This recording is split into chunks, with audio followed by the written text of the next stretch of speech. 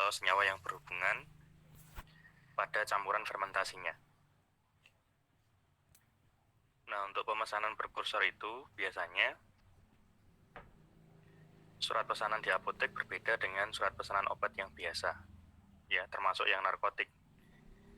Oleh sebab itu, obat-obat yang termasuk di dalam prekursor, dia harus diawasi dengan baik, karena penggunaannya juga harus tepat, seperti itu.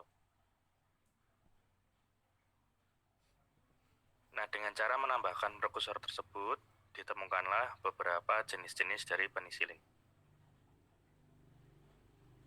Nah, tetapi selama itu terjadi, pada awal-awal ditemukannya penisilin dalam jumlah yang cukup banyak, dengan cara menambahkan prekursor, cara ini ternyata kurang menguntungkan. Kenapa? Karena dia relatif mahal. Dan hanya sedikit yang berhasil. Nah, dulu, ya sekali lagi saya ingatkan bahwasanya kalau kita menemukan obat baru, salah satu faktor yang harus dipertimbangkan adalah mahal atau tidaknya cara pembuatan dari obat tersebut atau senyawa yang ditemukan tersebut. Nah, kalau relatif mahal, alangkah lebih baik ditinjau kembali, kemudian dilihat lagi apakah kira-kira itu relevan dengan ditemukannya senyawa yang baru. Mungkin kalau mahal, tapi karena tidak ada pilihan lain, maka nggak masalah itu dibuat. Tapi kalau masih ada alternatif yang lain, maka sebisa mungkin dipilih alternatif yang lain yang sebisa mungkin lebih murah atau terjangkau. Nah, selain dengan menambahkan prekursor untuk membuat atau mencari senyawa baru turunan penisilin tersebut, juga bisa dilakukan dengan cara sintetik murni. Misalnya untuk phenoxymetilpenicillin. Nah, walaupun dia lebih murah dan lebih memungkinkan untuk dilakukan, tetapi kelemahannya adalah dia memerlukan banyak tahapan sintesis. Artinya, waktu untuk menemukan atau membuat phenoxymetilpenicillin ini, dia lebih lama. Ya, walaupun dia biayanya banyak, tapi tidak sebanyak kalau kita menambahkan prekursor. Seperti itu. Nah, kemudian tadi disebutkan bahwasanya ada salah satu jenis jamur yang bisa digunakan untuk mengembangkan penisilin, yaitu Penicillium chrysogenum. Nah, dari chrysogenum tersebut dapat diisolasi, yaitu asam 6 aminopenisillinat, yang digunakan sebagai bahan dasar sintesis sejumlah besar turunan penisilin, terutama untuk penisilin yang semisintetik. Caranya yaitu dengan asilasi atau menambahkan gugus 6 amino dengan asam karboksilat, kemudian asil klorida serta atau asam anhidrat. Seperti itu. Nah, itu sedikit pendahuluan terkait dengan ditemukannya turunan penisilin, ya, dari dua jamur itu tadi.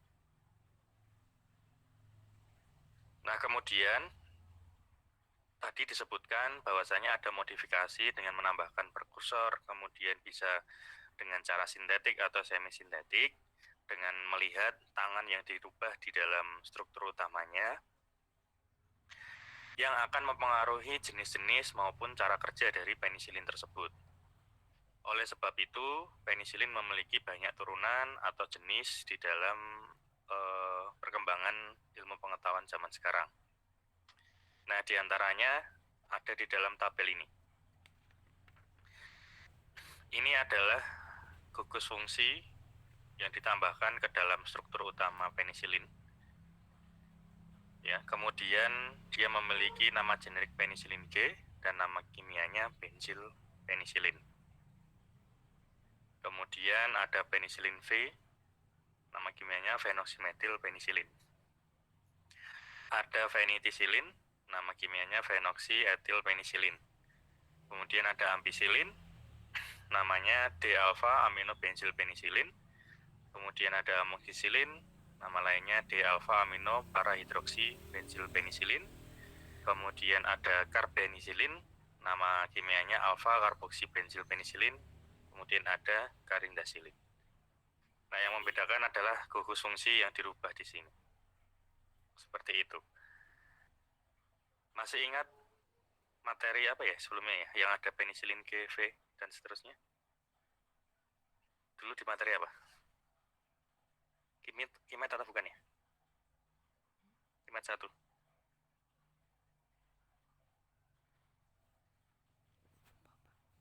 Masih ada nggak catatannya?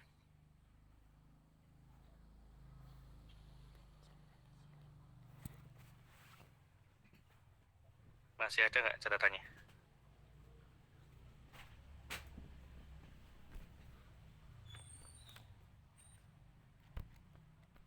Halo?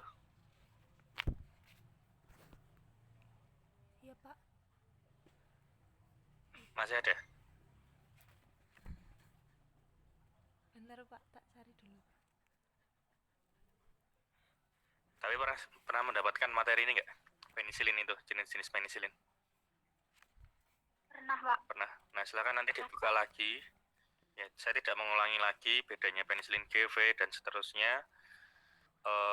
Kemarin ada yang digunakan secara peroral, ada yang digunakan secara intravena atau intramuskular dan sebagainya. Nah itu karena ada pengaruh, misalnya ada enzim yang ada di pencernaan dan seterusnya. Ya, menyesuaikan dengan kebutuhan dan karakteristik dari jenis-jenis penisilin tadi.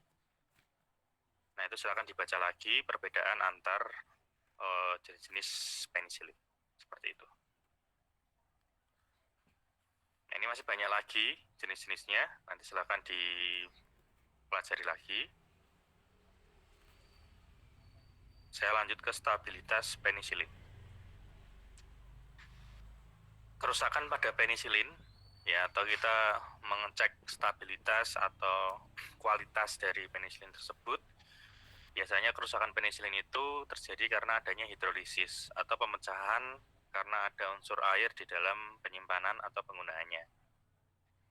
Nah, biasanya proses hidrolisis ini sangat dipengaruhi oleh pH atau karakteristik asam dan basa dari larutan. Pada suasana basa, ion OH- OH kan ada di air tuh, mengikat H+ jadi menjadi air. Di sana air menyebabkan serangan nukleofil pada gugus karbonil cincin beta laktam. Nah, karena air tersebut menyebabkan serangan pada gugus karbonilnya, maka akan terbentuk asam penisiloat yang sifatnya tidak aktif dan relatif stabil dalam suasana basa atau netral. Itu yang pertama, pada suasana basa. Nah, yang kedua, pada suasana asam, ya misalnya pada pH kurang dari 3, sekarang yang ion H+ nih yang berperan. Kalau basa pada OH-, kalau yang asam pada H+. Ya, kalau digabung ini menjadi unsur air. Nah, ion H+ ini dia menyebabkan protonasi atom nitrogen cincin beta laktam. Ya, diikuti serangan nukleofil dari atom oksigen hasil pada atom C karbonil beta laktam. Kemudian cincin beta laktamnya akan terbuka dan terjadi destabilisasi cincin thiazolidin sehingga cincin terbuka membentuk asam penisilenat.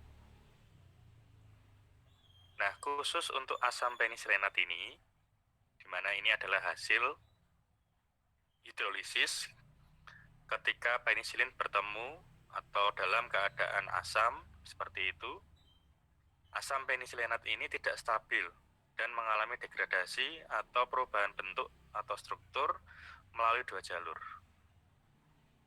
yaitu dari hidrolisis cincin oksasolon dan penata ulangan asam penisilenat. Seperti itu. Ya, jadi untuk cincin beta laktam, terutama pada penisilin, kita harus berhati-hati dalam penyimpanan, baik dalam suasana basa atau dalam suasana asam. Ya, mempertimbangkan hal tersebut. Yang lebih baik adalah pada suasana yang cenderung basah atau netral. Ya, tapi kalau asam sebisa mungkin dihindari karena dia akan membentuk asam penisilenat yang cenderung tidak stabil dibandingkan dengan yang suasana basah atau netral tadi. Seperti itu. Nah, bagaimana caranya untuk memastikan dalam penyimpanan stabilitas penisilin tetap terjaga, yaitu tadi kita harus mempertahankan pH dari penisilin itu di rentang netral atau basa, yaitu dengan cara mengontrol pH-nya di rentang 6 sampai 6,8. Ya, ini hampir ke netral seperti itu. Caranya adalah dengan menambahkan dapar sitrat fosfat. Dapar atau buffer atau larutan yang berisi asam maupun basa dengan konsentrasi tertentu sehingga dia dapat mengontrol atau menstabilkan pH-nya sesuai dengan apa yang kita inginkan. Nah, dengan penambahan dapar sitrat fosfat ini, maka larutan penisilin dalam air akan tahan sampai beberapa minggu. Ya, stabilitasnya menjadi lebih baik, seperti itu.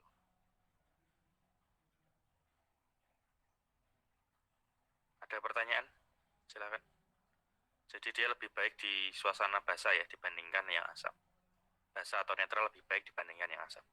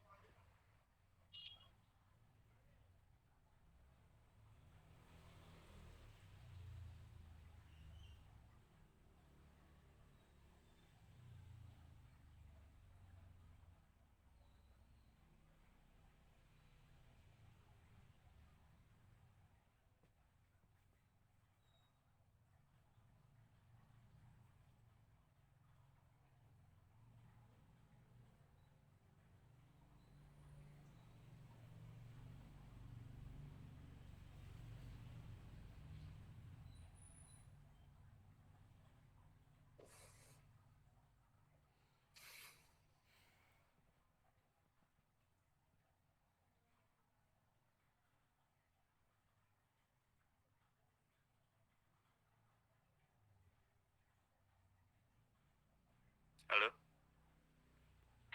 Belum ada, Pak. Ya, kirain lagi mikir. Jadi saya tunggu dulu itu tadi. Nggak ada pertanyaan?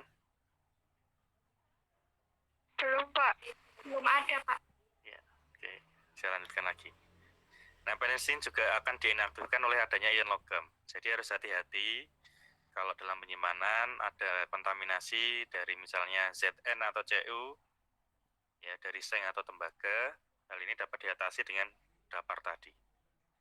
Sehingga ion logamnya juga akan terikat oleh adanya dapar dan ion tersebut tidak akan mempengaruhi stabilitas dari penisilin. Seperti itu. Nah, kalau secara in vivo, kalau yang ini kan tadi kan di luar tubuh ya. Nah, kalau secara in vivo atau di dalam tubuh, beberapa hal yang dapat mempengaruhi kestabilan atau kualitas dari penisilin antara lain ada asam lambung, ada enzim penisilinase. Ya, jadi ada dua itu yang mempengaruhi kinerja dari penisilin. Ya, asam lambung prinsipnya sama dengan kondisi asam tadi, bahwasanya akan terjadi hidrolisis, kemudian dia akan membuka cincin beta laktamnya, sehingga penisilinnya akan menjadi tidak aktif. Kedua, enzim penisilinase, ya, yang salah satunya juga terdapat di dalam bakteri. Nah, enzim tersebut dapat meninaktifkan atau membuat tidak aktif dari penisilin tersebut, sehingga dia tidak bisa bekerja dengan baik atau menurunkan kinerjanya. Seperti itu. Ya, jadi kalau ada pertanyaan, stabilitas yang mempengaruhi di luar lingkungan seperti itu antara lain pH, asam atau basa, serta ion logam. Tapi kalau secara in vivo atau di dalam tubuh, penisilin akan terpengaruhi oleh asam lambung dan adanya enzim penisilinase. Seperti itu. Oke, saya lanjutkan lagi. Ini penjelasan lebih detail dari kerusakan-kerusakan atau hal-hal yang mempengaruhi penisilin dalam bekerja.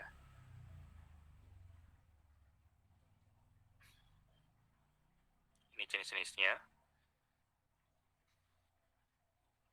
Lebih ringkas kalau membaca yang catatan sebelumnya. ya terkait dengan jenis-jenis penisilin. Kalau yang di sini terlalu banyak. Lanjut, untuk bentuk kombinasi turunan penisilin. Nah, dalam bentuk kombinasi, turunan penisilin pada umumnya akan memperluas spektrum dan meningkatkan aktivitas antibakteri. Ya, yang tadinya dia spesifik, dia menjadi lebih luas spektrumnya. Dia cakupan untuk mengatasi infeksi bakterinya lebih banyak. Ya, sehingga aktivitas antibakterinya pun akan meningkat dengan luasnya spektrum tadi. Contoh kombinasi penisilin yang ada di pasaran, antara lain ada augmentin, timentin, dan unasin. Nah, yang paling banyak di pasaran yang augmentin ini. Nah, augmentin itu adalah salah satu merek dagang, di mana di dalam augmentin ini berisi kombinasi antara amoksisilin dan asam clavulanat.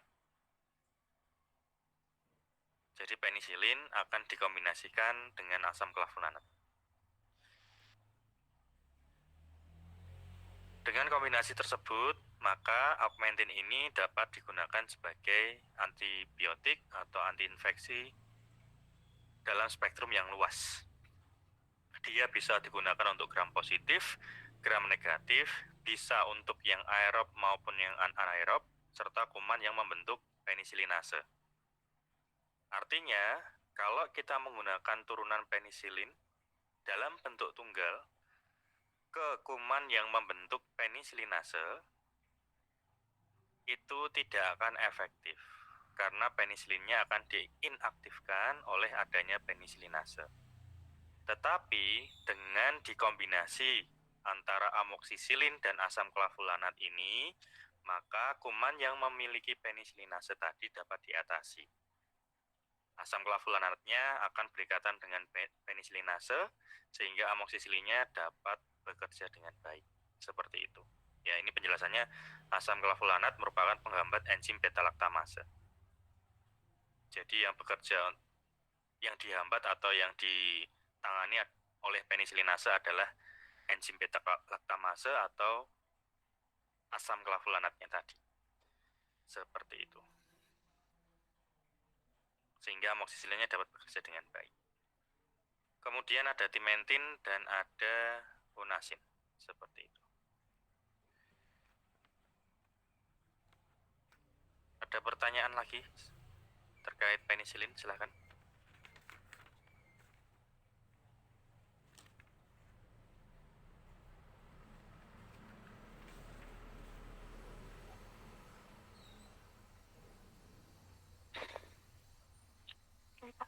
Belum ada, Pak.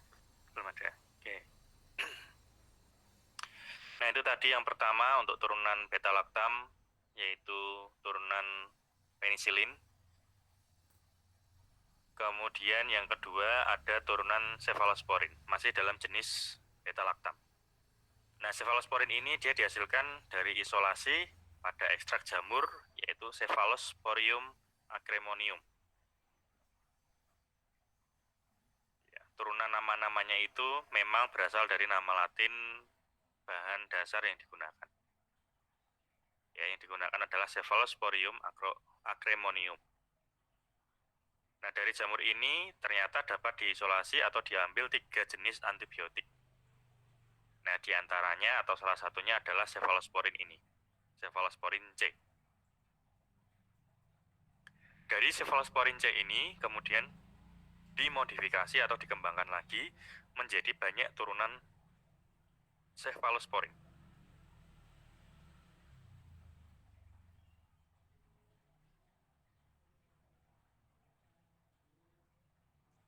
Nah, secara struktur ternyata turunan cephalosporin itu yang merupakan salah satu contoh antibiotika beta laktam, dia memiliki struktur dasar yang hampir mirip dengan penisilin. Yaitu di cephalosporin dia memiliki cincin beta laktam dihidrotiazin atau kita nyebutnya adalah CFM.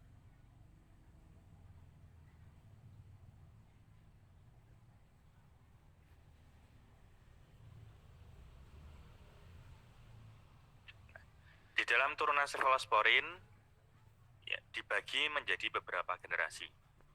Nah, biasanya generasi-generasi ini merupakan pengembangan atau modifikasi-modifikasi menyesuaikan dengan kebutuhan maupun dengan kelemahan-kelemahan yang terjadi pada generasi yang sebelumnya. Penyempurnaan kembali, sehingga semakin baik atau semakin baru generasinya, maka dia memiliki kinerja yang lebih baik dibandingkan generasi yang sebelumnya. Seperti itu. Di dalam cephalosporin ini dibagi menjadi 4 kelompok generasi. Yang pertama, cephalosporin generasi pertama. Nah, ini yang pertama kali ditemukan. Biasanya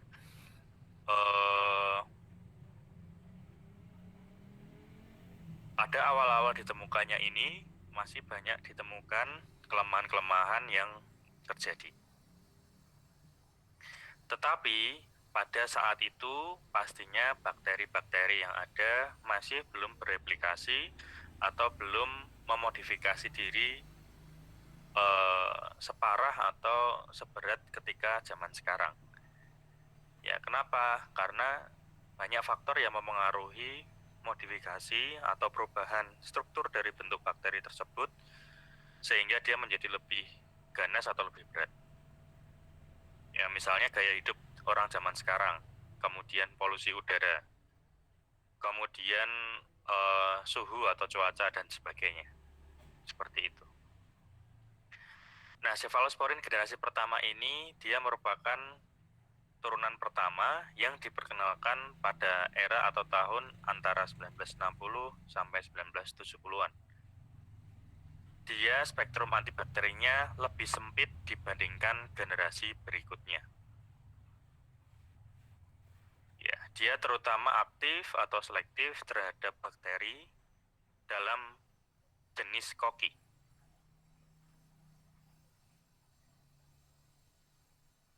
Ada yang tahu koki itu bentuknya gimana? Bulat atau tajam-tajam atau seperti apa kalau koki? Bentuk bakterinya.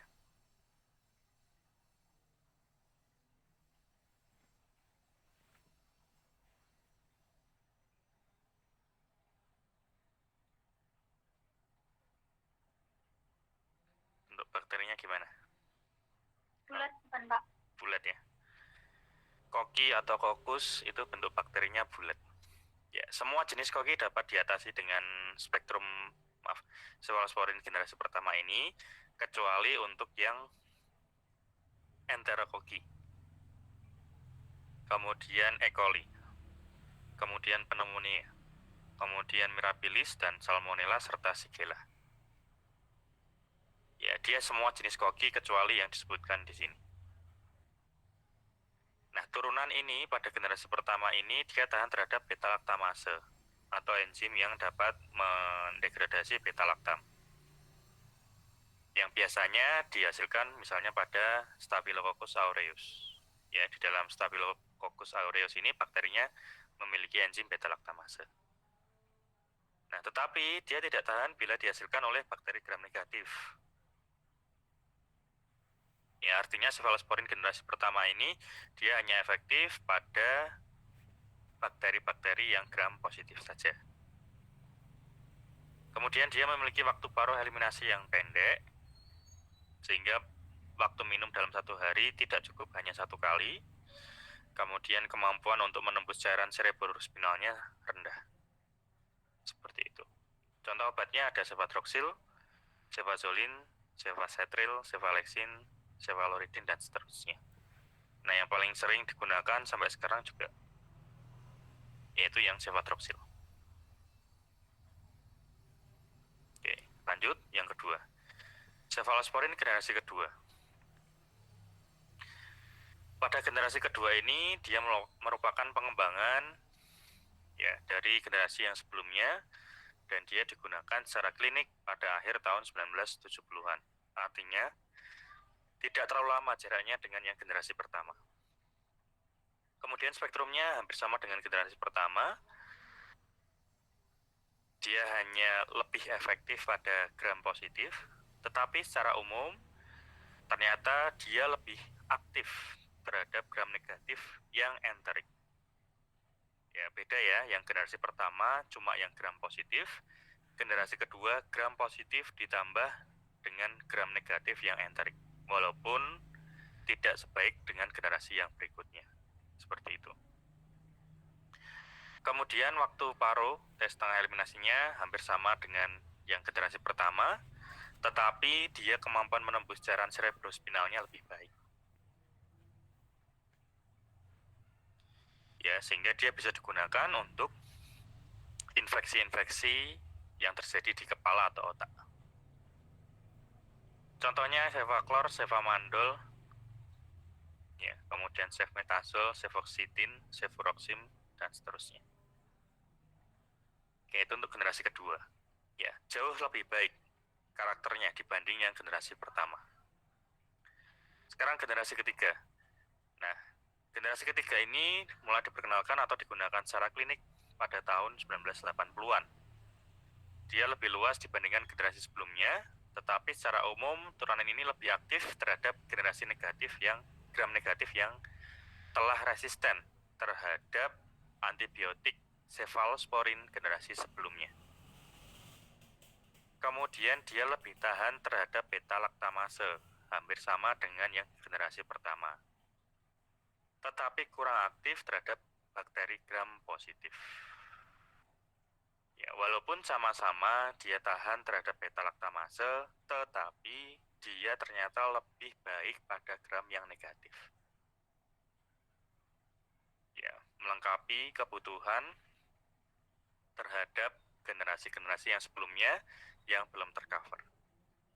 Contoh obatnya, ada yang paling sering digunakan itu cefotaxim masih digunakan, ceftazidime masih digunakan, ceftriaxone NA masih digunakan. Nah, 3 itu yang paling sering digunakan di rumah sakit itu, cefixim, cefotaxim, ceftazidime, dan seterusnya. Oke, lanjut. Nah, ini pengembangan atau modifikasi struktur dari cefalosporin, di mana ketika dia diganti 2 gugus fungsinya, ya, dia akan mempengaruhi karakteristik obat dan menjadi beberapa turunan-turunan obat itu. Seperti itu. Kemudian cefalosporin generasi keempat. Nah, ini lebih modern lagi. Dia digunakan secara klinik sekitar tahun 1995, di mana spektrum antibiotiknya ini dia lebih luas dibandingkan generasi sebelumnya. Dia bagus untuk gram negatif, dia juga bagus untuk gram positif. Contohnya adalah cefepime atau cefirom.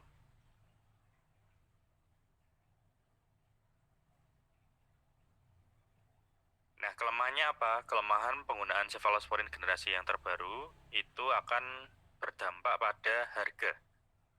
Semakin baru generasinya, ya semakin kompleks cara pembuatannya, maka harganya pun lebih mahal. Nah, biasanya di rumah sakit akan digunakan generasi antibiotik, ya contohnya cefalosporin, dimulai dari generasi terendah dulu, yaitu generasi 1. Kemudian kalau nggak bisa baru generasi kedua, kalau nggak bisa lagi generasi ketiga, kalau nggak bisa lagi generasi yang keempat atau yang terakhir. Ya, mempertimbangkan dari harga juga. Seperti itu.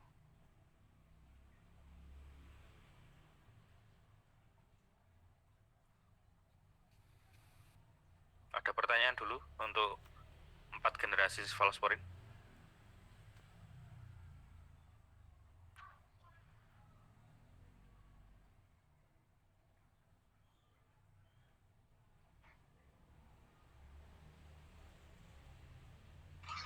Belum ada, Pak. Belum, Pak. Baik, saya lanjutkan. Nah, berdasarkan struktur kimianya, turunan cefalosporin dibagi menjadi 4 kelompok. Ya, kalau tadi dibagi berdasarkan generasi pembuatannya, kalau yang sekarang jenis-jenis turunan cefalosporin dibagi berdasarkan struktur kimianya. Ada yang klasik, ada pracefalosporin, ada cefamisin, dan oxacefam. Nah, kalau yang klasik Di dalam strukturnya, dia memiliki gugus-gugus penting pada posisi karbon nomor 3, antara lain adalah ini. Pada C3 diganti atau ditambahkan tangannya dengan asetilosimetil. Contoh obatnya cefotaxime dan seterusnya. Kemudian kalau tangannya ditambahkan karmamoiloximetil, contoh obatnya ada cefosiktin dan cefuroxim. Kemudian kalau C3-nya ditambahkan metil, dia akan membentuk cefadroxil, cefalexin, dan seterusnya. Kemudian kalau C3-nya ditambahkan metil piridium, dia akan membentuk cefsulodin, ceftazidime, dan seterusnya. Kemudian ada nukleofil sulfur, misalnya metil tetrazolitiometil, dia akan membentuk cefoperazon, cefotiam, dan cefiramid. Serta ada gugus-gugus lain yang berikatan dengan C3 tadi, misalnya ada klor, membentuk cefaklor, kemudian ada metil triasinil tiometil, membentuk ceftriaxone, dan ada vinil, membentuk cefixim. Itu kalau yang berada di C3. Ya, untuk yang cefalosporin klasik. Nah, yang kedua, di dalam cefalosporin klasik ini ada gugus penting yang berikat atau terikat pada posisi C nomor 7. Di sini ada fenilglisin terasetilasi, akan membentuk contohnya cefamandol. Kemudian ada asetil amino heterosiklik, akan membentuk cefotaxime, kemudian ceftriaxone, dan sebagainya. Lalu ada asetil mono dan disubstitusi, maka akan membentuk cefalotin dan cefapirin.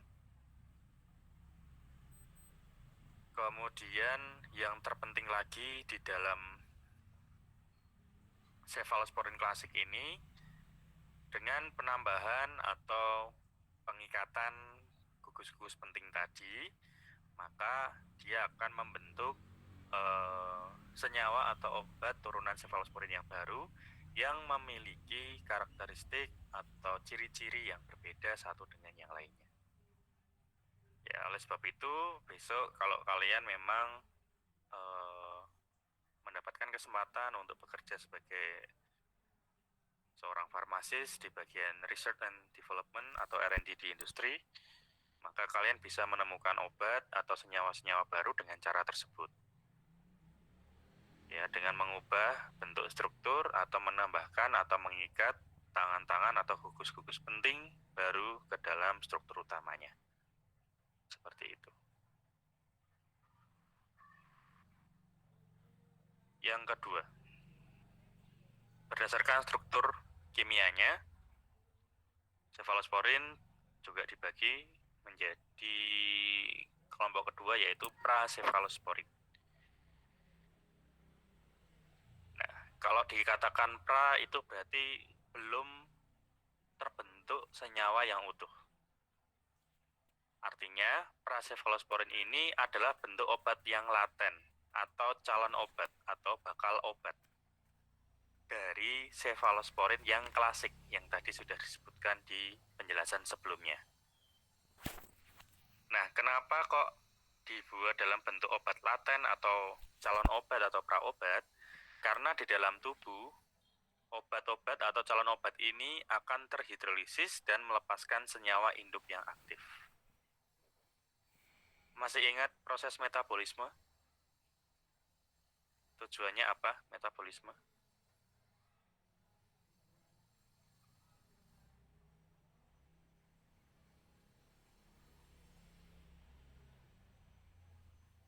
Ada yang tahu? Merubah non-aktif menjadi aktif, Pak. Ya, merubah atau memproses obat yang tadinya bentuknya inaktif menjadi yang aktif. Atau bisa juga merubah atau memproses calon obat atau praobat menjadi obat yang dalam bentuk yang aktif, sehingga dapat digunakan sebagai pengobatan di dalam tubuh. Nah, ini pracefalosporin prinsipnya seperti itu. Contohnya ada cefuroxim dan cefamandel. Kelompok yang ketiga ada cefamisin. Pada umumnya dia mengandung gugus 7-alfa metoksi yang dapat meningkatkan ketahanan senyawa cefamisin tersebut terhadap beta-laktamase yang ada di tubuh bakteri. Contohnya ada ceftemazole, cefoxitin, dan seterusnya. Terakhir ada oxazepam. Di dalam oxazepam ini dia mengandung atom oksigen sebagai pengganti atom sulfur pada cincin dihidrotiazin.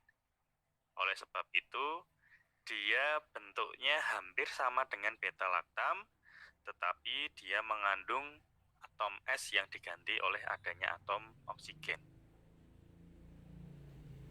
Ya, tadi kalau atom S di dalam cincin dihidrotiazin disebutnya dengan sefam. Tapi karena sulfurnya itu diganti dengan adanya atom oksigen, maka disebut dengan oxazepam.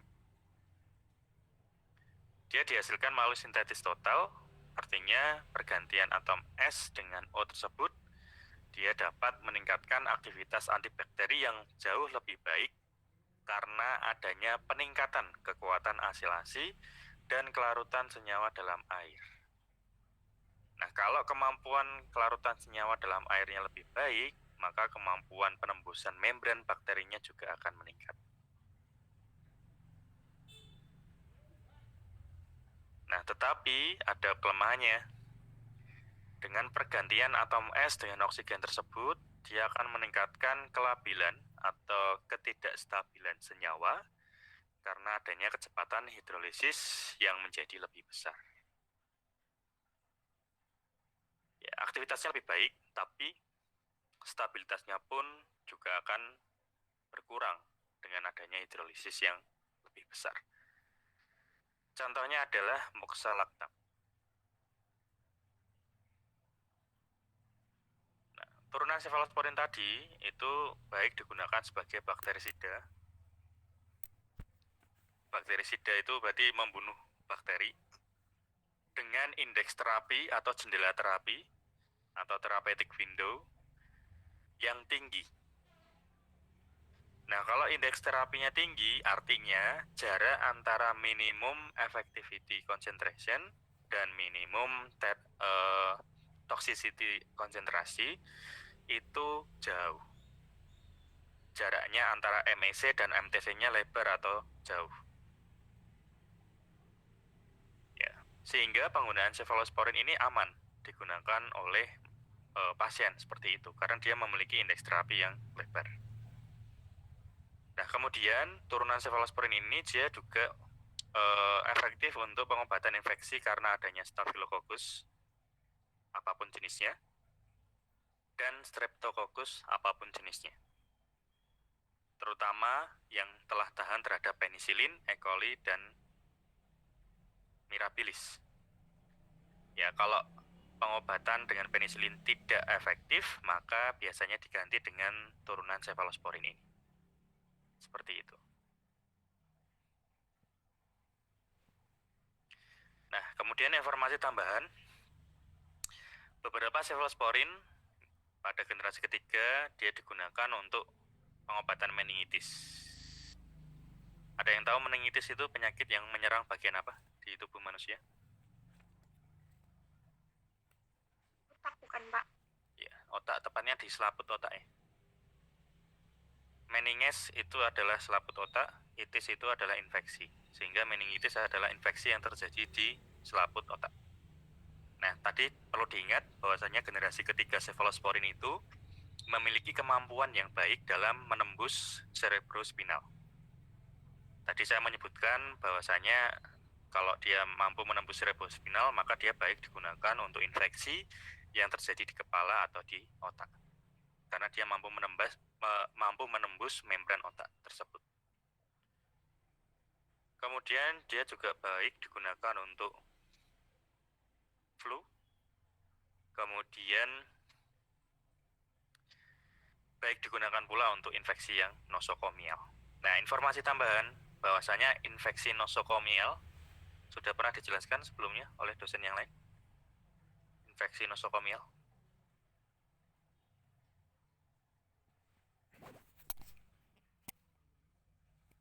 Ada yang tahu infeksi nosokomial itu apa? Nggak tahu, Pak. Belum tahu, Pak. Belum tahu. Belum tahu, Pak. Jadi infeksi nosokomial itu adalah infeksi yang didapatkan oleh pasien setelah pasien tersebut dirawat di rumah sakit. Ya, tidak hanya pasien sebenarnya, bisa tenaga kesehatan, bisa keluarga pasien. Intinya infeksi yang dialami oleh manusia tersebut didapatkan setelah dia berada di rumah sakit. Nah, dalam ini misalnya pasien. Saya ambil contoh misalnya pasien sesar atau operasi melahirkan dengan cara sesar. Ketika masuk ke rumah sakit, dia diagnosanya adalah akan melahirkan, kemudian karena mengalami kondisi tertentu sehingga harus dilakukan operasi SC atau sesar.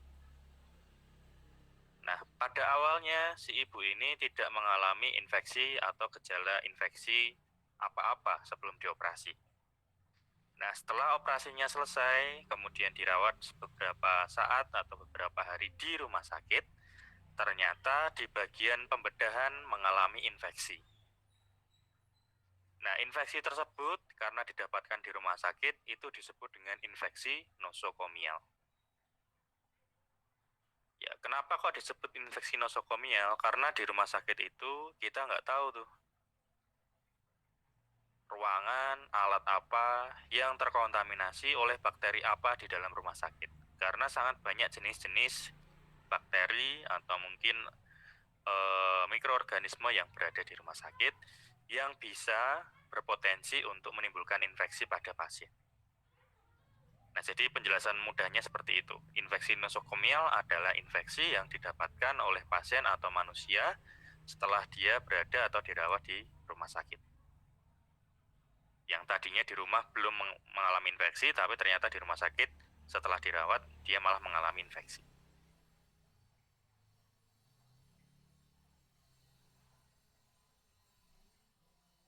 Oke, ini jenis-jenis cefalosporin ya berdasarkan pembagiannya dari tiap-tiap generasi. Nanti silahkan dibaca.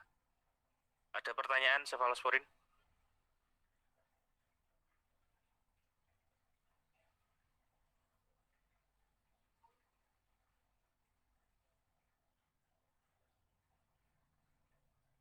Belum ada, Pak. Belum ada. Oke. Saya agak sedikit lebih cepat lagi karena waktunya terbatas ya. Yang terakhir untuk beta-laktam ada turunan beta-laktam yang non-klasik. Nah, di dalam beta-laktam non-klasik ini antibiotiknya mengandung cincin beta-laktam. Ya sudah pasti, kalau senyawanya itu mengandung cincin beta-laktam, maka dia termasuk di dalam antibiotik beta-laktam. Yang kadang-kadang dia bergabung dengan cincin lain yang terdiri dari 5 atau 6 atom. Nah, dibandingkan atau dibedakan dengan turunan penisilin maupun cefalosporin, struktur dari beta-laktam non-klasik ini berbeda sehingga dia memiliki sifat biologis yang berbeda dengan penisilin maupun cefalosporin. Nah, di dalam beta-laktam non-klasik ini dia dibagi menjadi 5 kelompok. Yang pertama ada turunan asam amidinopenisilinat. Contohnya adalah mesilinam, bacmesilinam, dan bifmesilinam. Nah, struktur dari turunan ini dia berhubungan dengan penisilin, sehingga masih ada nama penisilinatnya di situ. Dia aktif terhadap gram positif maupun Pseudomonas. Tetapi dia tidak cukup efektif terhadap yang gram negatif. Nah, kembali kombinasi dengan antibiotik beta-laktam yang lain akan menunjukkan efek sinergis terhadap turunan ini. Ya, untuk turunan ini kan dia aktifnya di gram positif. Dia perlu ditambahkan dengan turunan beta-laktam yang lain yang dia lebih aktif terhadap gram negatif atau dia lebih tahan terhadap beta-laktamase sehingga dia kerjanya lebih baik. Seperti itu. Yang kedua, turunan asam penisilinat. Penisilanat. Contohnya ada sulbactam, ada bifsulbactam dan sultamisilin. Nah, turunan ini dia didapatkan dari hasil modifikasi 6-APA dan digunakan sebagai penghambat enzim beta-laktamase. Oleh sebab itu, sulbaktam dan sejenisnya bisa digunakan untuk kombinasi digabungkan dengan beta-laktam yang klasik, misalnya ampicillin atau amoxicillin. Ya, alasan dikombinasi kembali bahwasanya kombinasi sulbaktam atau tadi asam clavulanat juga bisa, itu dia menghambat enzim beta-laktamase yang akan menghambat kerja ampicillin atau amoxicillin misalnya. Nah, dengan diatasinya enzim beta-laktamase karena adanya sulbaktam atau asam clavulanat tadi, maka ampicillin atau amoxicillinnya dapat bekerja dengan baik, tidak terpengaruhi oleh enzim beta-laktamase. Seperti itu.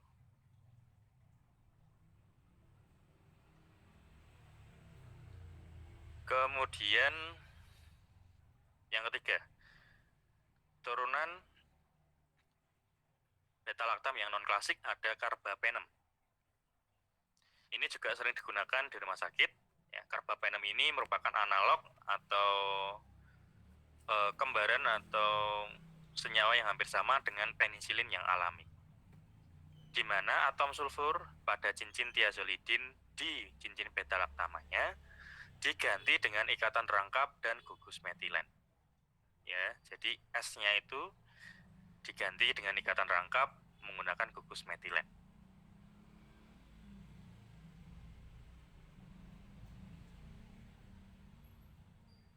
Nah, dengan dirubahnya gugus tersebut, maka dia akan termodifikasi lipofilitasnya.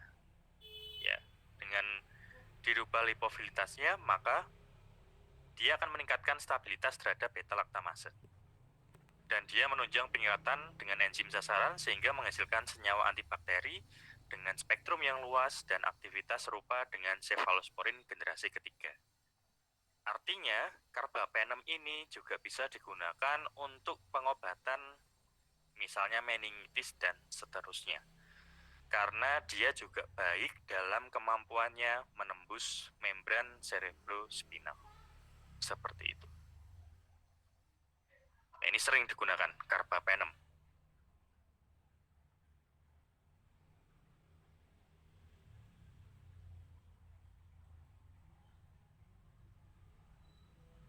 Yang keempat, pada yang non-klasik, ada oxapenem. Nah, ini tadi sudah disebutkan pada kombinasi dengan amoxicillin, ya, yang augmentin tadi. Oxapenem contohnya adalah asam clavulanat. Dia didapatkan atau diisolasi dari Streptomyces clavuligerus. Dia efektif dan aktif terhadap deaktivator, ya, atau dia dapat menginaktivasi kerja beta-laktamase yang dihasilkan oleh bakteri, di mana enzim tersebut digunakan bakteri untuk mengatasi penisilin atau cefalosporin.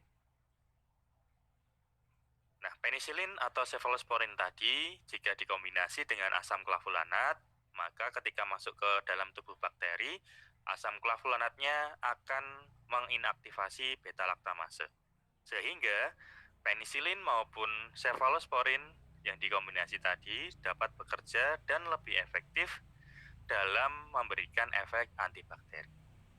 Nah, itu yang oxapenem, contohnya asam clavulanat.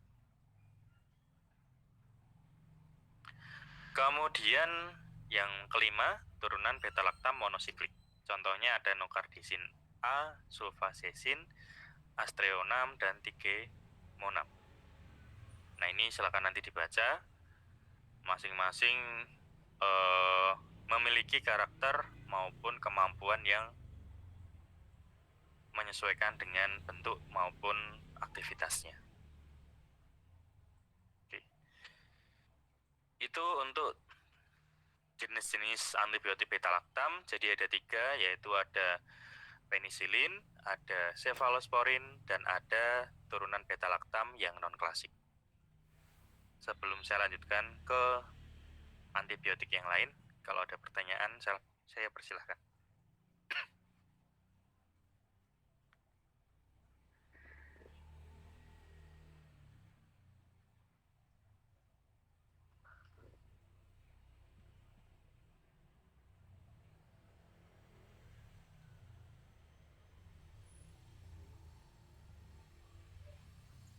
ada Pak. Belum ada, saya lanjutkan lagi. Nah, di dalam antibiotik, selain ada beta-lactam yang sebelumnya sudah kita bahas, sekarang kita membahas turunan amfenikol. Nah, di dalam turunan amfenikol ini terdiri dari kloramfenikol dan senyawa sintetik analognya, atau senyawa turunan yang hampir sama. Saya rasa kloramfenikol kalian sudah cukup sering mendengar obat tersebut. Ya, ada yang dalam bentuk tablet, ada yang bentuk tetes mata, tetes telinga, dan sebagainya. Nah, kloramfenikol atau turunan amfenikol ini merupakan senyawa bakteriostatik.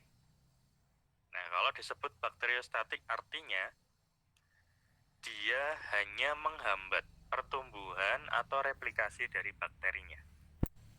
Dia tidak bisa membunuh seluruh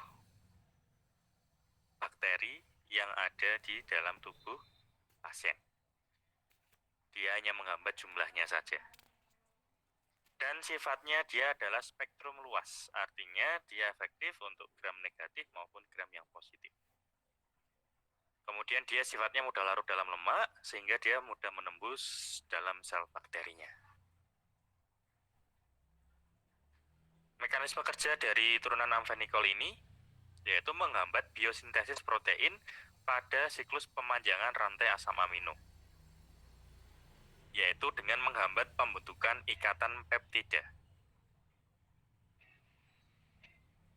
Masih ingat protein lemak itu bahan yang digunakan untuk apa di dalam tubuh bakteri pada pertemuan sebelumnya? Untuk membentuk apa?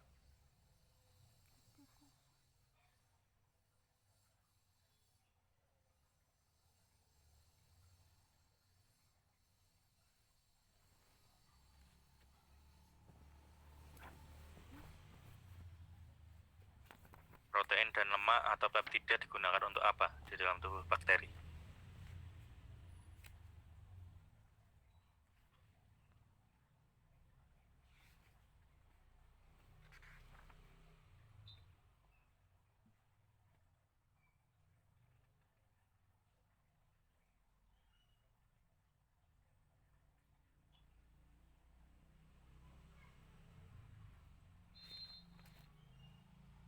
Wiwin ada? Wiwin? Ada Pak. Untuk apa Wiwin? Protein atau peptida atau lemak digunakan untuk apa di dalam tubuh bakteri? Pembentukan RNA di DNA. Terus setelah itu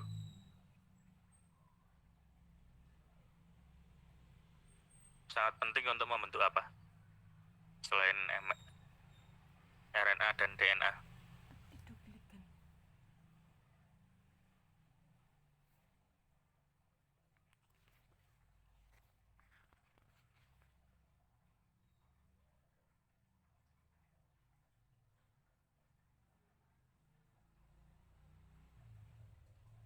Asam nukleat Pak. Gimana? Asam nukleat bukan. Ya, asam nukleat kan salah satu contohnya. Membentuk apa?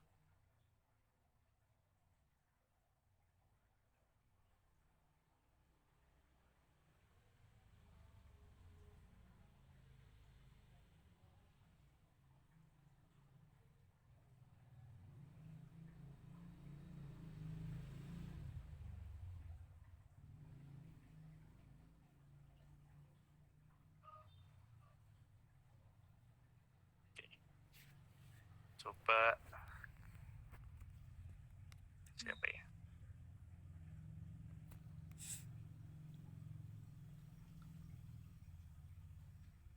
Akna deh, Akna deh. Ada Pak. Untuk apa Akna? Protein.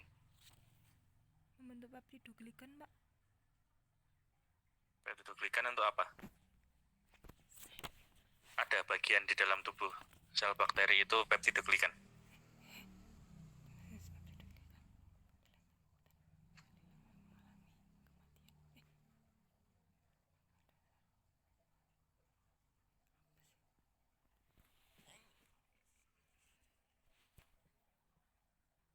minggu lalu di dalam tabel.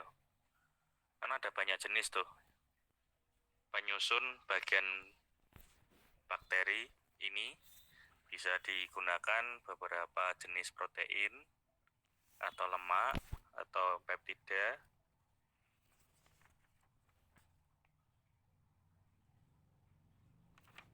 Nah, bagian bakterinya apa?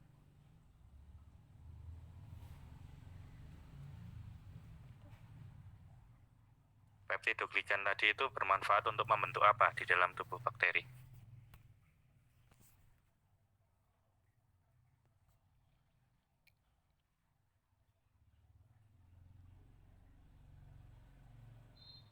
Dinding sel. Ya, dinding sel ya. Nah, dinding sel itu merupakan pertahanan pertama yang dimiliki oleh bakteri, sehingga kalau dinding sel tersebut dapat diatasi atau bisa ditembus atau dirusak seperti itu, maka pertahanan bakterinya akan rusak juga. Lama-kelamaan dia akan mati, dan seterusnya.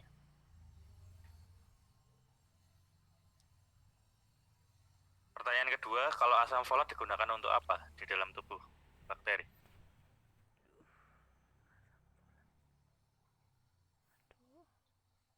Husni. Benar, Pak. Kalau asam folat digunakan untuk apa?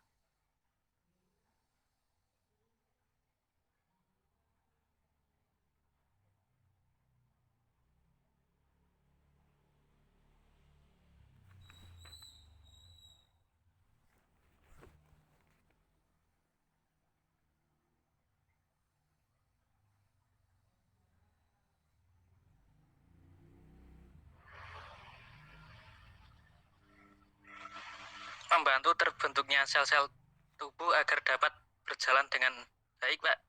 Ya, itu penjelasan lebih rincinya ya. Tapi secara umum digunakan untuk membantu pertumbuhan atau replikasi dari bakterinya. Ya, dengan cara memperbanyak sel atau pembelahannya tadi dengan bantuan asam folat. Nah, itu dipahami dulu. Oke. Nah, di dalam mekanisme kerja turunan amfenikol ini, dia dapat menghambat pembentukan ikatan peptida. Dengan cara gimana? Yaitu dengan setelah dia menembus sel bakterinya, turunan amfenikol ini dia akan berikatan dengan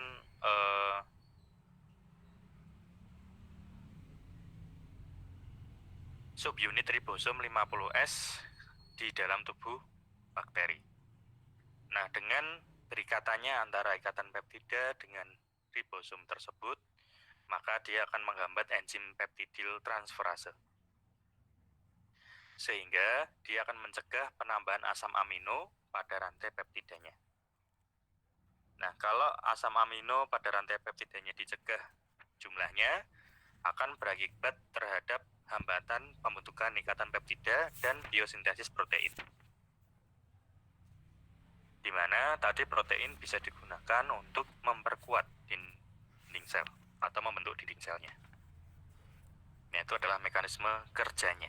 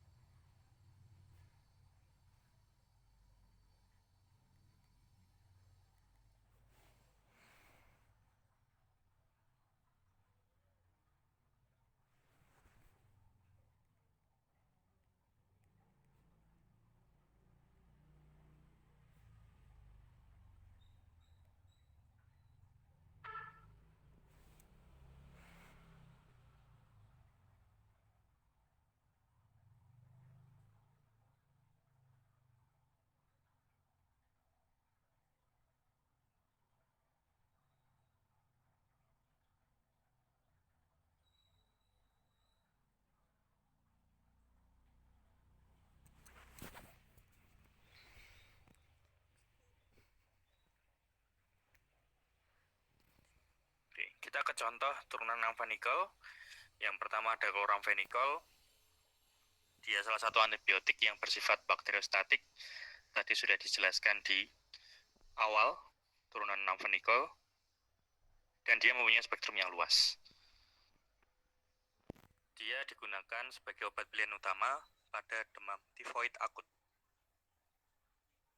Ya, misalkan demam yang disebabkan oleh Salmonella sp. Salah satu contohnya misalnya tipes ya, Salmonella typhosa. Nah, biasanya digunakan chloramphenicol dalam bentuk tablet untuk mengatasi Salmonella typhosa tadi. Nah, chloramphenicol ini pertama kali diisolasi dari mikroorganisme yaitu Streptomyces venezuelae.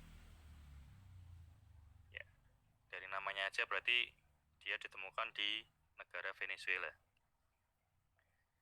Sekarang telah dapat dibuat melalui sintetis total, ya artinya tidak perlu dari Streptomyces venezuelae langsung, yang metodenya relatif lebih sederhana dan biayanya lebih murah dibandingkan cara ekstraksi dengan media fermentasi langsung dari Streptomyces venezuelae. Ya, dengan modifikasi kimia ternyata sudah bisa menghasilkan chloramphenicol tanpa menggunakan Streptomyces venezuelae. Nah, chloramphenicol ini efektif juga terhadap rickettsia. Rickettsia itu penyakit yang disebabkan oleh hewan pengerat. Kemudian konjungtivitis akut yang disebabkan oleh mikroorganisme. Misalnya Pseudomonas, kecuali pada Pseudomonas aeruginosa. Dia juga efektif terhadap infeksi yang berat pada gram positif maupun gram negatif. Seperti itu.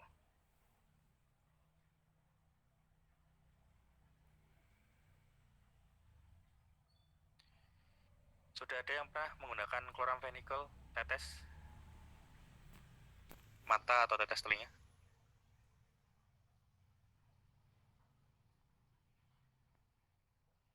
Belum pernah. Belum pernah? Belum, Mbak. Nggak ada yang pernah minum chloramphenicol atau pakai tetesnya?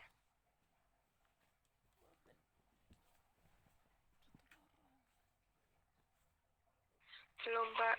Belum pernah. Nah, chloramphenicol itu kalau diminum atau diteteskan di mata atau di telinga, dia akan masuk ke kerongkongan manusia. Walaupun ditetesnya di mata karena ada saluran yang menghubungkan mata atau telinga ke bagian kerongkongan atau tenggorokan, maka efek samping dari chloramphenicol-nya pun akan terasa juga, walaupun dalam bentuk tetes.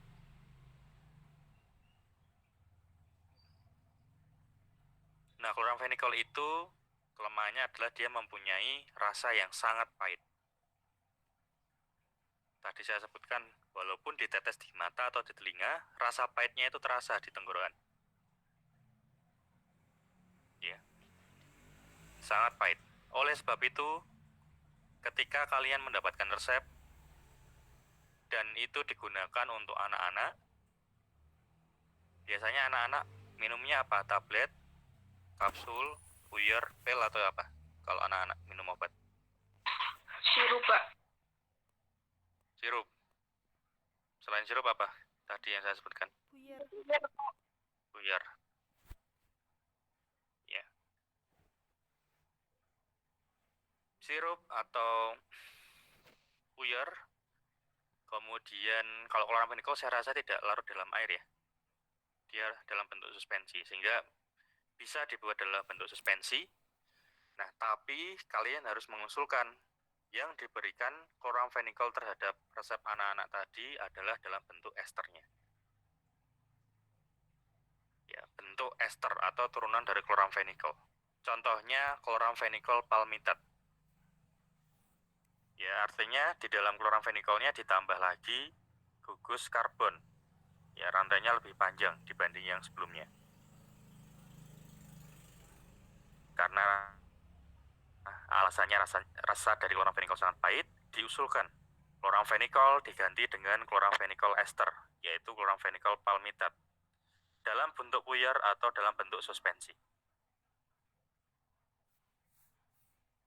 Nah, di dalam saluran cerna, bentuk ester dari chloramphenicol palmitate tadi, esternya akan terhidrolisis pelan-pelan, kemudian akan melepaskan struktur chloramphenicol yang aktif.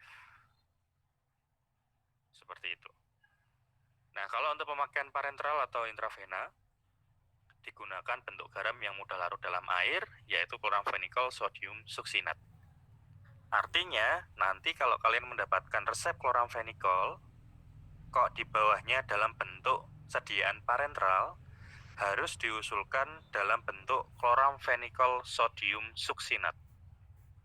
Kenapa? Karena kalau chloramphenical biasa, dia tidak mudah larut di dalam air.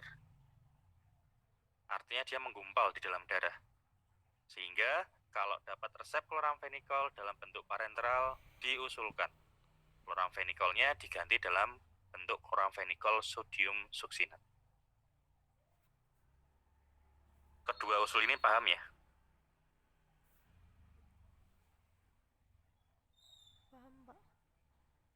Paham. Oke, yang kedua turunan amphenicol ada thiamphenicol. Ini juga cukup sering digunakan. Sifatnya sama seperti chloramphenicol. Dia bakteriostatik dan digunakan untuk antibakteri spektrum yang luas.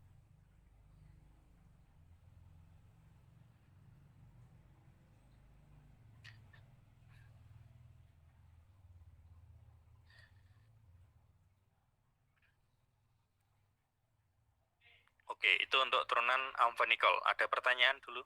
Jadi contoh obatnya ada 2. Ada kloram, ada thiam.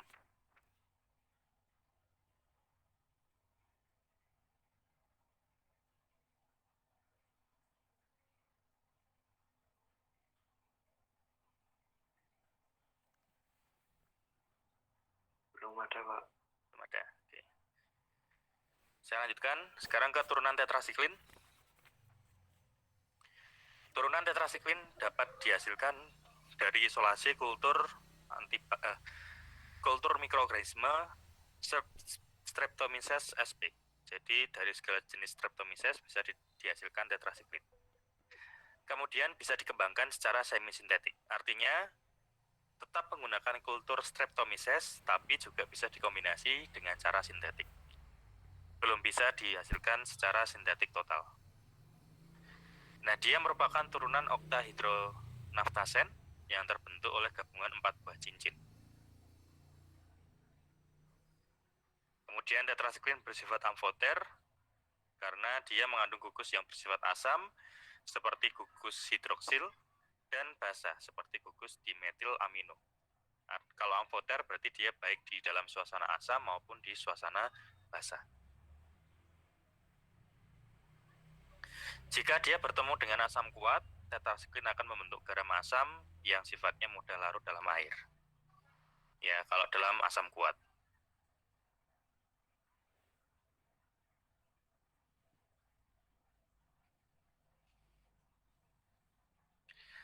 Sedangkan pada basa kuat, dia bentuknya tidak stabil dalam larutan air.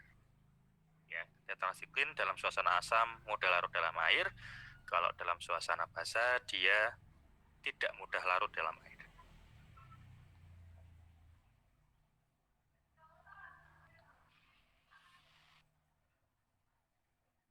Mekanisme kerja dari tetrasiklin. Tetrasiklin merupakan antibakteri yang bersifat bakteriostatik, menghambat pertumbuhan bakteri. Dia mempunyai sifat membentuk kelat, di mana ini diduga disebabkan oleh kemampuan untuk menghilangkan ion-ion logam yang penting di kehidupan bakteri. Misalnya ion Mg. Ya, di dalam tubuh bakteri kan banyak ion logam, salah satunya Mg. Nah, Mg-nya tersebut akan dibentuk kelat dengan penambahan tetrasiklin sehingga akan mempengaruhi pertumbuhan bakterinya.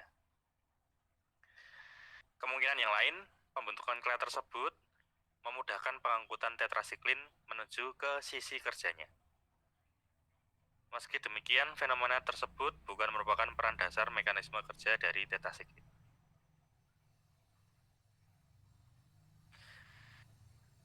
Untuk mencapai tempat kerja, turunan tetrasiklin akan berikatan nanti dengan ribosom pada bakteri.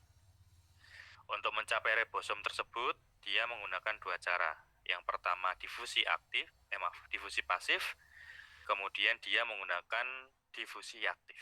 Yang satu tidak membutuhkan energi, yang satunya membutuhkan energi. Saya rasa saya tidak perlu menjelaskan arti dari difusi pasif maupun difusi aktif. Kalian sudah paham?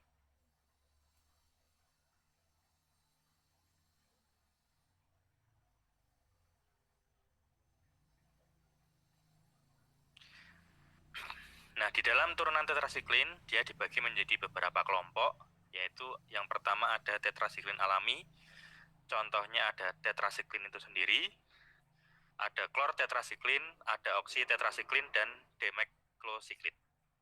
Kemudian tetrasiklin yang semi-sintetik, artinya didapatkan dari alami, gabungan dengan sintetik atau kimia, contohnya ada sansiklin, doksisiklin, metasiklin, dan minosiklin. Kemudian yang ketiga, bentuk laten atau praobat tetrasiklin, ya calon obat melalui gugus amida yang ada di dalam tetrasiklin. Dia membentuk senyawa yang mudah larut dalam air. Contohnya adalah klomosiklin, rolitetrasiklin, dan pipasiklin. Nah, tetrasiklin itu sendiri sekarang sudah tidak digunakan, ya karena dapat menyebabkan beberapa efek samping yang tidak diinginkan. Sehingga sekarang super tetra sudah tidak ada lagi. Dan seterusnya. Berdasarkan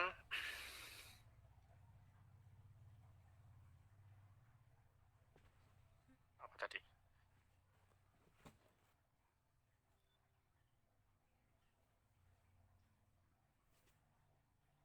Pembagiannya ada tambahan satu lagi, yaitu produk manipulasi molekul tetrasiklin. Contohnya ada etamosiklin, kolimesiklin, penisiklin, dan seterusnya. Kemudian berdasarkan waktu paronya, tetrasiklin dibagi menjadi masa kerja pendek 6-10 jam tes setengahnya. Kemudian kerja sedang tes setengahnya 12-15 jam. Masa kerja panjang tes setengahnya 16-19 jam. Dan seterusnya.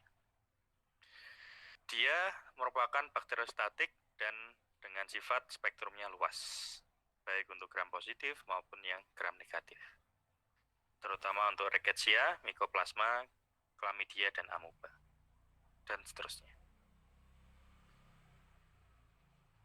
Ada kuliah jam berapa? Jam Pak. Pak Syab atau Butias? Butias, Pak. Yes, Pak. Butias kan belum kembali dari lab. Saya lanjutkan sebentar ya. 5 menit lagi. Iya, Pak.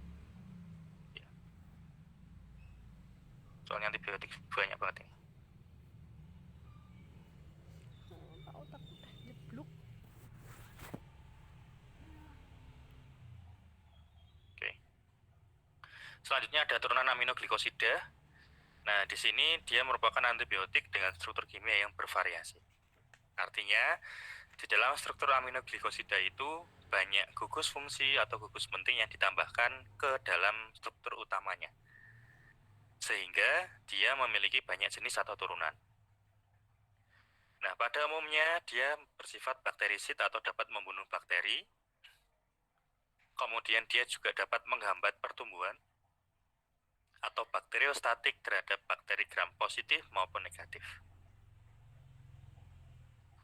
Dalam bentuk garam sulfatnya atau hidroklorida, dia sifatnya mudah larut di dalam air. Ya, pokoknya kalau dia dalam bentuk garam, ada ion Na-nya di dalam struktur tersebut, maka dia mudah larut dalam air.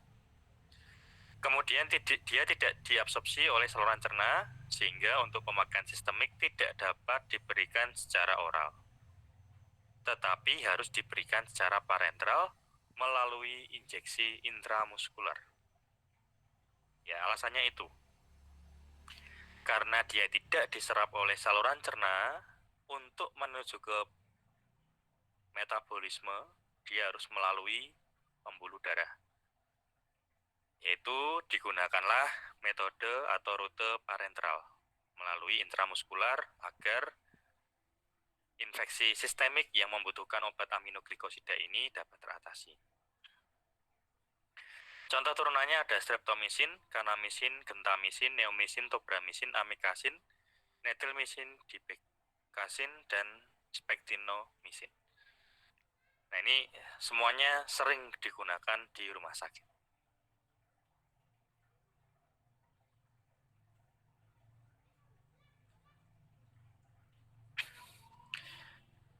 Ini contoh obatnya. Neomycin sulfat. Dia didapatkan dari Streptomyces fletchiae. Secara sistemik, dia toksisitasnya sangat besar dan dianjurkan hanya digunakan untuk pengobatan setempat atau lokal. Sehingga neomycin sulfat ini digunakan untuk pemakaian topikal biasanya. Ini salep dengan konsentrasi 0,5% untuk infeksi Staphylococcus atau Streptococcus. Itu yang neomycin. Kemudian gentamicin sulfat. Ini juga sering tuh di apotek orang beli gentamicin salep biasanya. Didapatkan dari fermentasi Micromonospora purpurea dan Echinospora.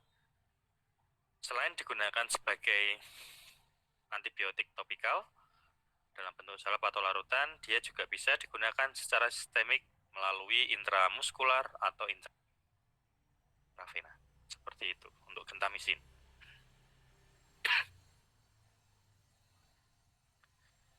Kemudian ada tobramicin sulfat. Ya, hampir sama dengan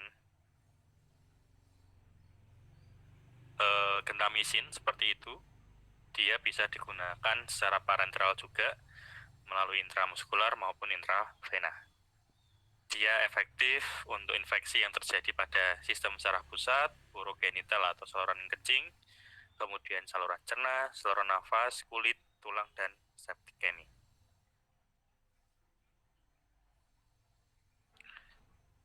Untuk spektinomycin jarang digunakan, tidak saya jelaskan. Tipikalsin juga jarang, etilmycin juga jarang. Nah, untuk framisetin sulfat ini cukup sering juga digunakan. Dia merupakan aminoglucosida dengan spektrum luas. Biasanya digunakan dia khusus untuk penggunaan topikal, misalnya pada infeksi pada mata, telinga maupun kulit. Nah, contohnya ada apa ya? Sendo apa saya lupa. Pokoknya isinya framisetin. Biasanya kandungannya 1% di dalam obat tetes tersebut. Kemudian kalau untuk kulit, contohnya pada sediaan plester tipis yaitu Sofratul. Ada yang pernah pakai Sofratul? Isinya framisetin tuh. Ketika mengalami luka lecet atau luka terbuka, kemudian diberi plester yang bentuknya kayak jaring-jaring taro itu. Pernah nggak pakai?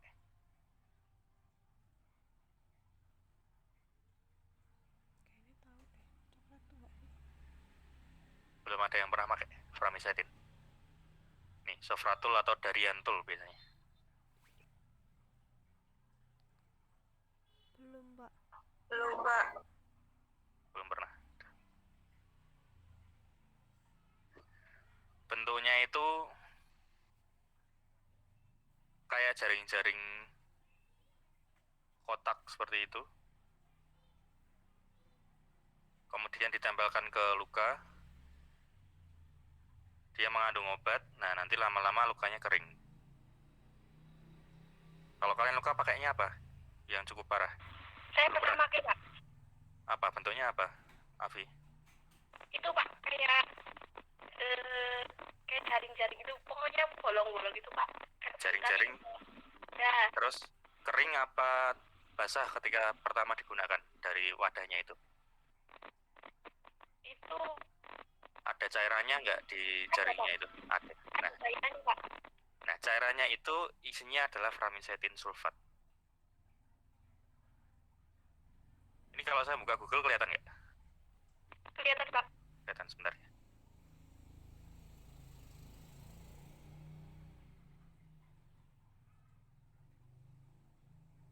Dariantul atau Sofratul ya, beda merek, sama aja tapi isinya. Isinya framisetin juga.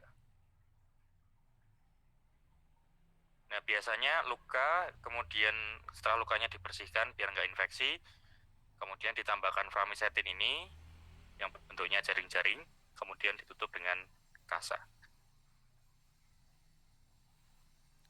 Nah, isinya kotak-kotak seperti ini. Bentar, isinya mana ya? Pernah pakai Pak, punya aku. Kok nggak ada contohnya?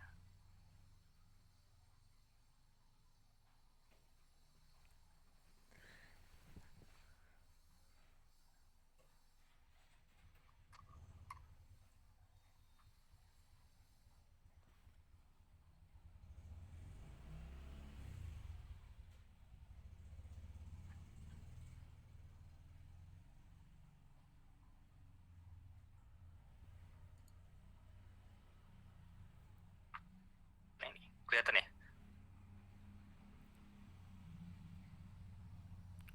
Kelihatan Ini Pak. isinya kayak gini nih.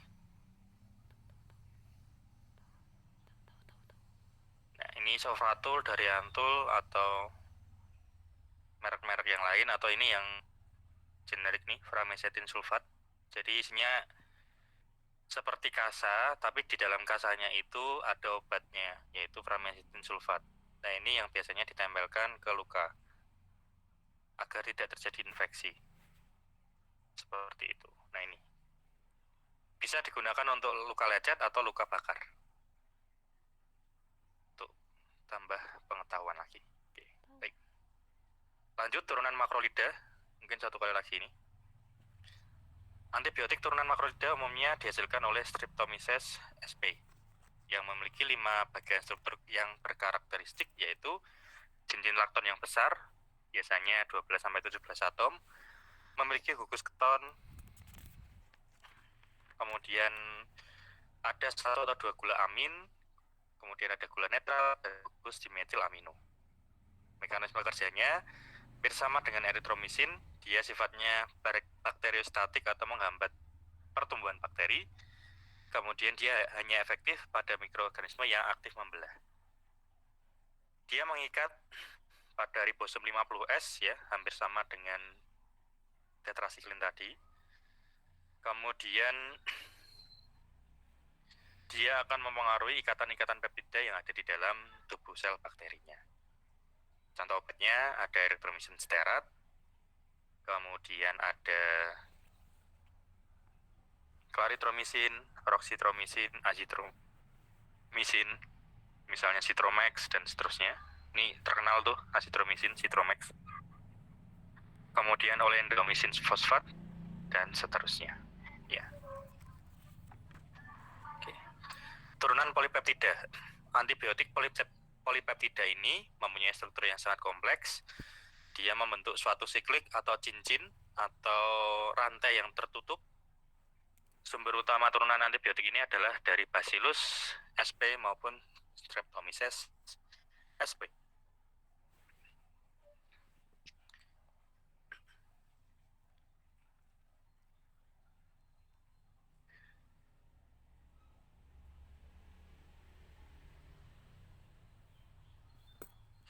Langsung ke contohnya aja. Contohnya ada tirotrisin, didapatkan dari Bacillus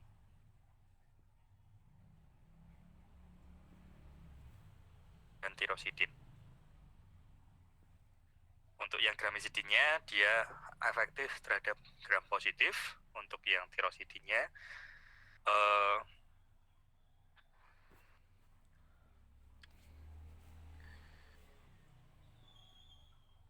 dia hanya melengkapi hanya imisidin, karena di dalam gramisidin ini dia terdiri dari gramisidin A1, A2, B1, B2, dan C. Pada tirosidin dia mengandung atau terdiri dari tirosidin A, B, C, dan D. Nah, perbedaan A, B, C, D tadi berdasarkan perbedaan struktur, terutama pada asam aminonya. Seperti itu. Dan seterusnya. Kemudian ada asid, dibuat dari Bacillus subtilis atau Bacillus licheniformis. Nah, ini sering digunakan untuk kombinasi dengan antibiotik lain, misalnya neomycin, ya, kemudian polymyxin B, dan kadang-kadang dengan kortikosteroid, ya, untuk anti nyeri. Dia efektif untuk sejumlah infeksi yang sistemik, oleh sebab itu dia bisa diberikan secara parenteral, yaitu intramuskular. Secara oral dia tidak diabsorpsi oleh saluran cerna, Tetapi kadang-kadang dia bisa digunakan juga untuk pengobatan infeksi amoeba. Ya, sehingga kalau yang tidak bisa diserap oleh saluran cerna itu biasanya digunakan secara parenteral atau secara topikal saja. Kemudian ada polykmisin bisulfat, diisolasi dari Bacillus polymyxia, dan seterusnya. Dia efektif juga terhadap bakteri gram negatif, digunakan secara intramuskular atau bisa digunakan topikal karena secara oral dia tidak diabsorpsi oleh saluran cerna. Kemudian ada colistin sulfat, nama dagangnya colistin, terbentuk dari Bacillus polymyxia. Dia efektif untuk beberapa infeksi karena adanya bakteri gram negatif. Dia sama dengan obat-obat yang sebelumnya, hanya digunakan secara parenteral maupun secara topikal. Secara oral bisa terlalu efektif karena dia tidak dapat diserap atau diabsorpsi oleh saluran cerna. Oke, sebentar, saya cek dulu ya, sampai berapa. Oh, sedikit lagi.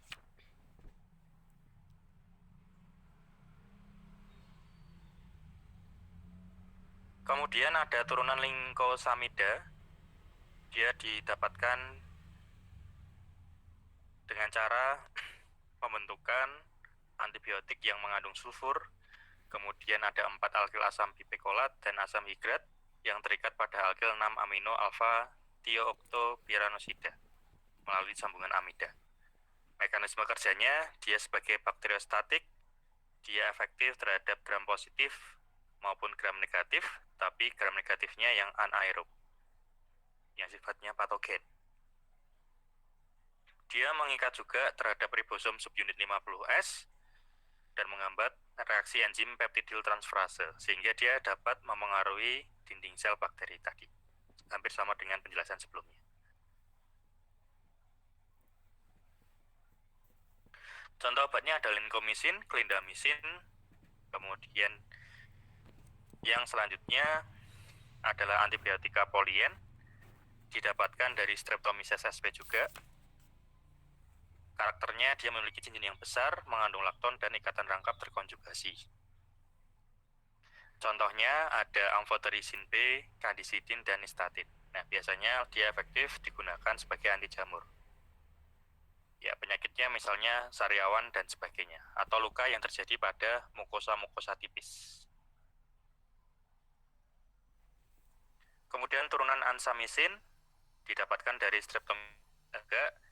Nah, karakteristik utamanya dia merupakan struktur siklik, mengandung gugus aromatik, dan memiliki jembatan makrosiklik alifatik yang panjang.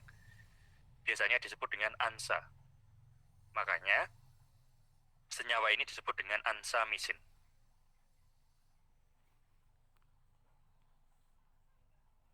Pada umumnya, turunan ansamicin ini menimbulkan toksisitas yang tinggi dan hanya satu yang digunakan dalam klinik, yaitu rifampicin.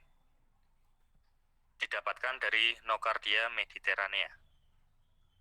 Disebut sebagai obat ajaib, dia mengandung 17 anggota rantai ANSA dan memiliki spektrum yang sangat luas. Dia bisa digunakan sebagai antibiotik gram positif maupun negatif, terutama biasanya digunakan juga untuk Mycobacterium pada penyakit tuberkulosis, seperti itu. Kemudian ada turunan antrasiklin, ya, dia merupakan turunan antrasiklinon, bentuknya tetrasiklik, dihasilkan dari Streptomyces sp. Contoh obatnya ada daunorubicin, doxorubicin, epirubicin, dan blicamycin. Nanti daunorubicin, doxorubicin, dan seterusnya lebih lanjut lagi akan dijelaskan pada anti kanker. Nah, walaupun dia termasuk antibiotik, tetapi dia juga bisa digunakan untuk tambahan regimen terapi pada pasien-pasien yang mengalami kanker. Kemudian ada fosfomycin untuk jenis-jenis antibiotik, didapatkan dari Streptomyces friedii atau Streptomyces sp lainnya. Aktivitasnya dia spektrum luas dan bersifat bakterisidal atau membunuh bakteri, terutama untuk bakteri gram positif. Mekanisme kerjanya, dia mengikat secara irreversible, artinya tidak dapat kembali lagi, gugus SH enzim enol pirofil transferase yang mengkatalisis reaksi antara UDP asetilglukosamin dengan fosfoenol pirofat, di mana hal tersebut merupakan salah satu proses pada tahap pertama sintesis peptidoglikan yang digunakan dalam pembentukan dinding sel bakteri. Nah, fosfomisin ini tidak dapat digunakan secara oral karena dia tidak tahan terhadap asam lambung, sehingga dia digunakan secara parenteral, yaitu intravena. Dia memiliki tes tengah kurang lebihnya 2 jam setelah pemberian intravena. Toksisitasnya lebih rendah dan tidak menunjukkan reaksi alergi silang maupun resistensi silang terhadap antibiotika yang lainnya. Nah, demikian untuk antibiotik. Nanti minggu depan kita lanjut ke anti kanker. Ada pertanyaan sebelum saya akhiri? Silakan.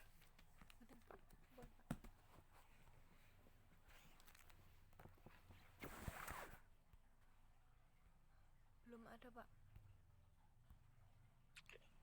Baik, kalau belum ada, sama bertanya selain hari Selasa ada jam kosong hari apa ya? Semester 4. Jam kosong ada hari apa lagi? Hari apa, jam berapa? Hari Rabu cuma Pak Anggoro. Terus hari Kamis Pak Sam. Terus hari Jumatnya cuma satu juga Pak. Itu setelah zuhur hari Jumatnya. Hari Jumat setelah Jumatan ya? Iya, cuma Iya, Pak, Fitari. Iya, soalnya minggu depan kan saya ada rapat dari Selasa itu. Pak Romadi, Bu Tias juga ada rapat. Sehingga kemungkinan kan besok kan pertemuan terakhir sebelum UTS. Mungkin saya ganti kalau nggak hari Rabu ya hari Jumat. Nggak apa-apa ya? Selasanya berarti kosong. Iya, Pak. Baik Pak. Baik Pak. Sebelum diakhiri, silakan ditutup doa, minta tolong. Siapa tadi? Panca. Ya Pak, sebelum mengakhiri perkuliahan pada hari ini, marilah kita tutup dengan doa secara bersama-sama. Berdoa dimulai.